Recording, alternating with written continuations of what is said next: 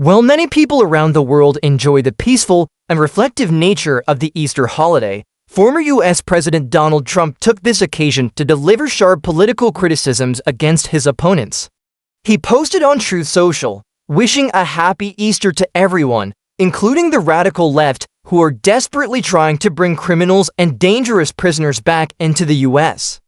Trump did not hold back in criticizing judges, law enforcement officials, and especially President Joe Biden, whom he accused of allowing millions of criminals to enter the country unchecked through an open border policy he described as the most disastrous action ever taken against America.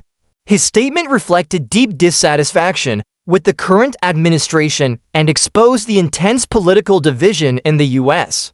However, what stands out is that, while criticizing his political opponents, Trump also addressed a larger issue. His return to politics is viewed as a victory for the evangelical Christian community, who see him as a leader genuinely committed to religious values.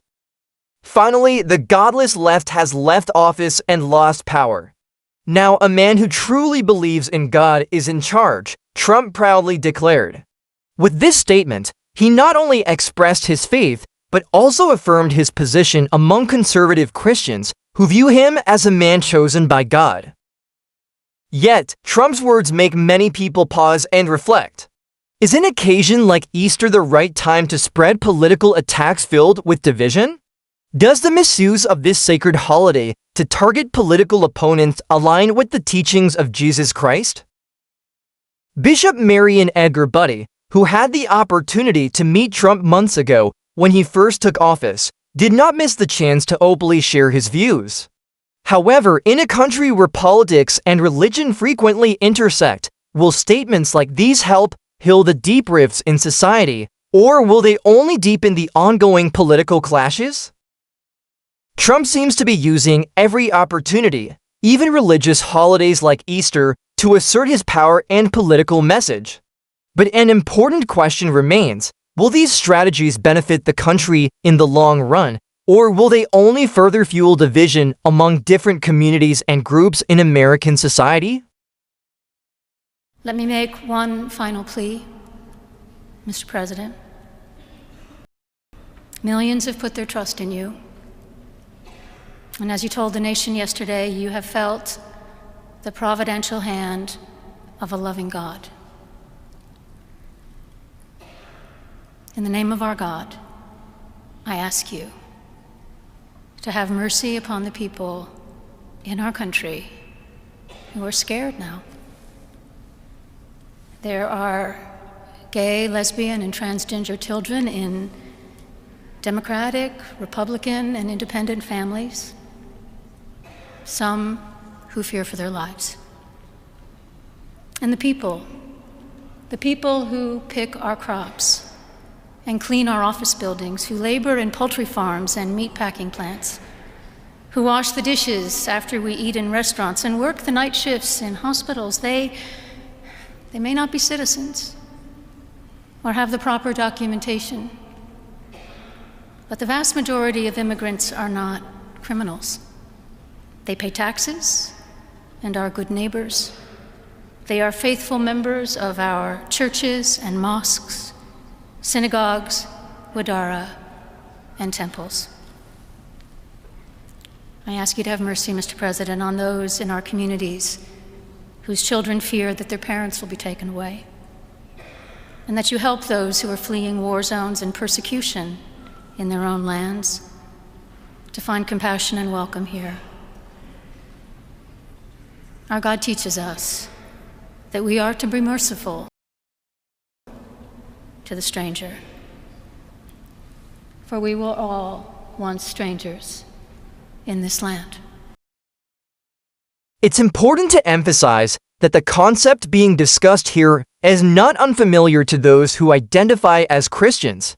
The act of showing empathy and genuine concern for one's family is, in fact, the very foundation of Christianity. It's a core value that shapes the way Christians are called to live their lives. However, when faced with the expectation to live according to these principles, individuals like J.D. Vance and Donald Trump seem visibly uncomfortable. In a moment where they were asked to align with the most basic teachings of the faith they professed to follow, it was evident that this was a difficult challenge for them. J.D. Vance struggled to even maintain eye contact, an unspoken sign of discomfort. In fact, the entire Trump family appeared to recoil at the idea of adhering to the fundamental values of Christianity. This moment highlights an important observation. Donald Trump, despite his claims to be a devout Christian, has often been seen as attempting to redefine or even appropriate the meaning of Christianity for his own purposes. He seems to struggle with embracing the very teachings of the faith he professes to follow. This is exemplified when his actions are questioned, and he faces resistance from figures who refuse to allow him to monopolize the definition of what it means to be a Christian.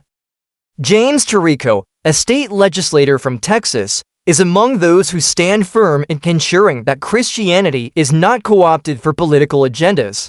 It is a reminder that true Christian values go beyond just the labels we use. They require a deeper commitment to compassion, empathy, and understanding. Christian nationalists have taken Trump as their new Christ because he's everything the first one was not.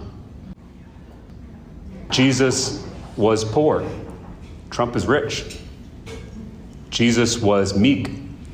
Trump is a bully. Jesus lost, and Trump is obsessed with winning.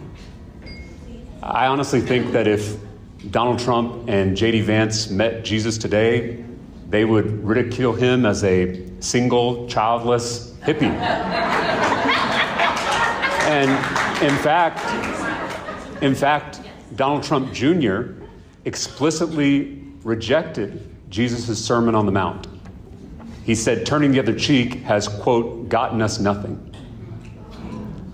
How did we get to the point where loving your enemy is weak and loving your neighbor is woke?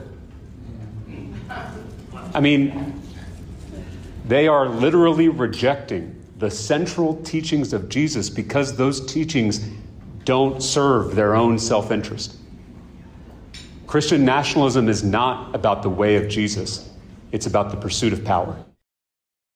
While I certainly don't claim to be an expert on Christianity or any other religion, I do feel confident in stating that Donald Trump's platform, as well as the ideology upheld by the Republican Party, is fundamentally opposed to the core principles of all religions, particularly Christianity. Trump and his party have consistently worked to strip vital health care from the sick and elderly by cutting $880 billion from Medicaid, Lifeline for millions of low-income Americans, and slashing $230 billion from food assistance programs. They have also passed tax cuts that disproportionately benefit the wealthiest, a move that stands in stark contradiction to the teachings of the Bible. The Bible condemns excess, and Jesus Christ famously said that it's easier for a camel to pass through the eye of a needle than for a rich man to enter the kingdom of heaven. Yet, the Republican agenda seems designed to cater to those very people Jesus warned about. And now, Donald Trump is taking actions that are far removed from the principles of compassion and justice that are central to Christianity. Just like he did with Garcia without any evidence, Trump has supported the imprisonment of individuals in foreign countries, sending them to places where they may face severe conditions. Let's not forget, Jesus Christ himself was a refugee. How then can anyone justify attacking refugees in the name of a refugee? Trump, along with his spokespeople, hides behind Christianity to support policies that completely contradict the values of the faith they claim to uphold. It's time we stop pretending not to understand what Jesus Christ truly represented. He was an immigrant who advocated for helping the poor, welcoming strangers, and calling out hypocrisy. He didn't shy away from denouncing those who exploited others for personal gain. And as we reflect on these values, we should ask ourselves why anyone would support policies that so clearly go against them. For those who continue to give Trump the benefit of the doubt about his Christian faith, consider this. When asked to name his favorite Bible verse, Trump's response was telling. It's a simple question, one that anyone who truly follows the teachings of Christ should be able to answer with ease. Yet, Trump's inability or unwillingness to do so speaks volumes about the true nature of his faith, or lack thereof. You mentioned the Bible. You've been talking about how it's your favorite book, and you said, I think last night in Iowa, some people are surprised that you say that. I'm wondering what one or two of your most favored Bible verses are, well, and why. I wouldn't want to get into it because to me that's very personal. You know, when I talk about the Bible, it's very personal, so I don't want to get into verses. I don't want to get into... There's no verse that means a lot to you that you think about or cite? The Bible means a lot to me, but I don't want to get into specifics. Even to cite a verse that no, you like? No, I don't want to do that. You're an Old Testament guy or a New Testament guy? Probably equal. I think it's just an incredible... The whole Bible is an incredible... I joke very much so. They always hold up the Art of the Deal. I say my second favorite book of all time. But I just think the Bible is just something very special. I've always regarded the Bible as something profoundly special, and it holds a particular relevance in our world today. One Bible verse that stands out to me, perhaps now more than ever, is this: "Beware of false prophets, who come to you in sheep's clothing, but inwardly are ravenous wolves." This verse is a powerful reminder of the deceit that can hide behind the facade of righteousness, a warning that resonates far beyond religious contexts. In today's society, we are constantly faced with figures, whether political or otherwise, who claim to represent the truth, but, in reality, are only furthering their own agendas. It's a truth that seems to echo across the world stage, where those who present themselves as champions of good may, in fact, be driven by darker motives. The danger of these false prophets lies in their ability to manipulate, deceive, and lead people astray. Before you leave, if you found this content insightful and would like to see more while supporting independent media, please take a moment to subscribe to this channel. You can find the subscribe button right here on the screen. Beyond that, we live in a time where we are witnessing a political environment that is increasingly shaped by a small group of tech billionaires. These individuals hold the power to decide which voices are heard and which are silenced. The current administration, for instance, can easily suppress dissenting opinions through social media platforms, censoring content that doesn't align with their narrative. This is where things become particularly concerning.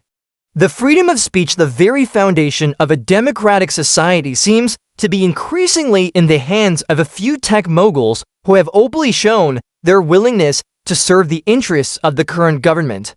This concentrated power is a stark reminder of how fragile our freedom of expression can be. For this reason, I strongly encourage you to subscribe to my newsletter. It's the most direct way for me to stay connected with you no matter what happens in this ever-changing political landscape.